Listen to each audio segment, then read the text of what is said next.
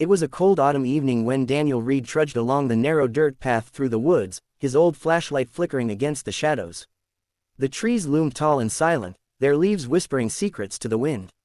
Daniel wasn't out for a walk, he was searching for firewood. He was a single father, barely making ends meet. His little daughter, Lily, was waiting at home, wrapped in a worn blanket, humming to herself to drown out the sound of her stomach growling. Life hadn't been kind to Daniel. His wife had passed away 2 years ago from cancer, leaving him alone with a 5-year-old and a mountain of debt. He worked 2 jobs, mechanic by day, night guard by evening, but still couldn't catch up on bills. That night, he was just hoping to gather enough dry branches to warm their small cabin before the next frost. But as he was about to turn back, a faint, muffled sound reached his ears. It was so soft, it almost blended with the wind. A voice. "Help me." Daniel froze. He spun around, scanning the darkness.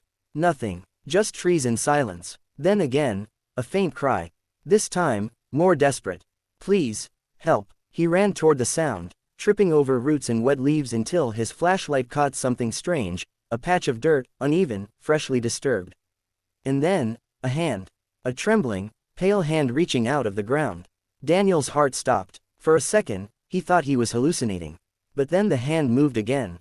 He dropped to his knees and started digging frantically with his bare hands, the cold earth cutting his fingers. "Hang on, I've got you," he shouted. Minutes felt like hours as he clawed through the soil until he uncovered a face, a woman, gasping for air, dirt covering her lips and hair. Her eyes were wild with terror, tears streaking through the mud. Daniel gently lifted her out of the shallow grave, wrapped his old jacket around her, and carried her toward his truck. Her voice trembled, barely audible. "Please, don't let them find me." Back at his small cabin, Daniel laid her on his couch near the fire. Lily peeked from behind her door, clutching her teddy bear. "Daddy, who's that?" Daniel forced a reassuring smile. "Just someone who needs help, sweetheart. Go back to your room, okay?" He turned back to the woman. She looked to be in her late 20s, her clothes torn, her hands bruised. She winced when he tried to clean her wounds. "Do you remember what happened?" he asked softly. She looked at him, eyes full of fear and exhaustion. "I was taken. They wanted money. She hesitated, as if unsure whether to tell him. Then, almost whispering, "I'm Emily Walker." Daniel froze. That name was all over the news. Emily Walker, the missing billionaire heiress who vanished 5 days ago after a charity event in the city. He couldn't believe it. The woman lying on his couch was one of the wealthiest people in the country. And someone had tried to bury her alive. Daniel didn't ask questions that night. He gave her food, a blanket, and his daughter's spare pillow. She slept by the fire, trembling even in her dreams.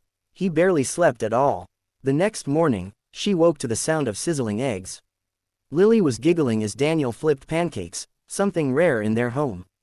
Emily smiled faintly for the first time. "You didn't have to do this." Daniel shrugged. "You needed food. So did we. Pancakes make people feel human again." For the next few days, Emily stayed hidden in the cabin.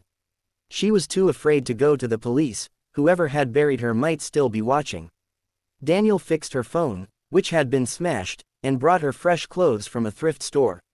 In those quiet days, she saw something in him, the kind of kindness that had nothing to do with money. One evening, as snow began to fall outside, Emily watched Daniel helping Lily draw shapes by candlelight. The little girl's laughter filled the small cabin like sunlight. Emily whispered, almost to herself, "You're a good man, Daniel." He looked up, half smiling. "Just doing what anyone would do." She shook her head. "No, not everyone would."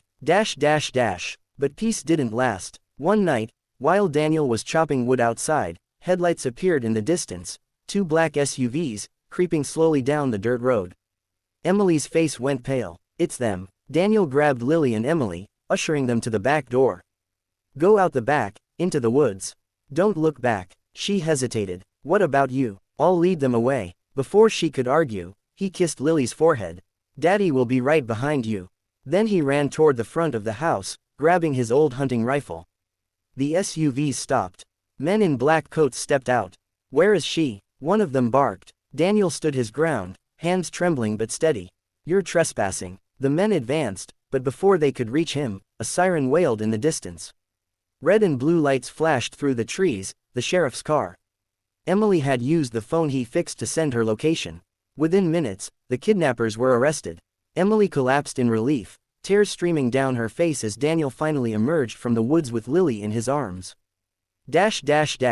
A few days later, the story exploded across the news: billionaire heiress rescued by single father after being buried alive.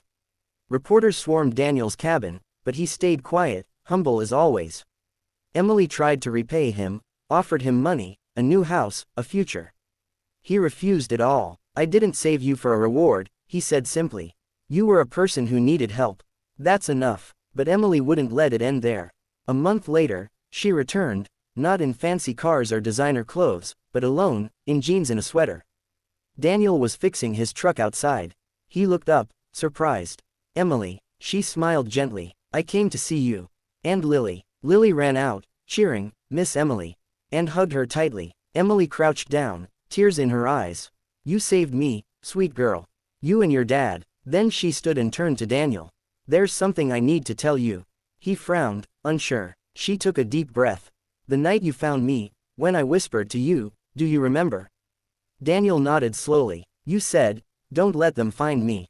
She shook her head. "No, before that, when I thought I was dying, I whispered something else." He blinked. "What?" Tears welled in her eyes. "Greater than, I whispered, 'Please let me live, I want to help someone good.'" Her voice broke. "And then you came, a stranger, with nothing to gain. You became the answer to my prayer." Daniel's throat tightened. He didn't know what to say. Emily stepped closer. "You saved my life, Daniel. And now, I want to save yours." Months passed, and things began to change. With Emily's quiet help, and her immense resources, Daniel's life transformed. Not with handouts, but with opportunity. She helped him open a small auto repair shop in town, Lily's Garage, named after his daughter. Business boomed, and Daniel was finally able to provide the life he'd always dreamed of for his little girl. But more than success, something deeper grew between him and Emily. They shared dinners, laughter, and quiet evenings by the fire. She became part of their small, fragile world, not as a millionaire, but as family. One night, as snow fell softly outside, Lily was asleep on the couch, and Daniel turned to Emily. "Funny, isn't it?" he said. "You were buried in the dark, and I was buried in my own life. Guess we both got pulled out." Emily smiled through tears. "Maybe we were both meant to save each other." And in that moment, with warmth, love, and the crackle of the fire around them, they finally understood: sometimes the universe doesn't send angels with wings. It sends broken souls who find light in each other. Narrator's closing line: "We never know when an act of kindness will change everything." Daniel saved a stranger's life, but in doing so, he found his own. If this story touched your heart, don't forget to like, share, and subscribe, because one simple act of kindness can turn tragedy into something truly beautiful. Heart.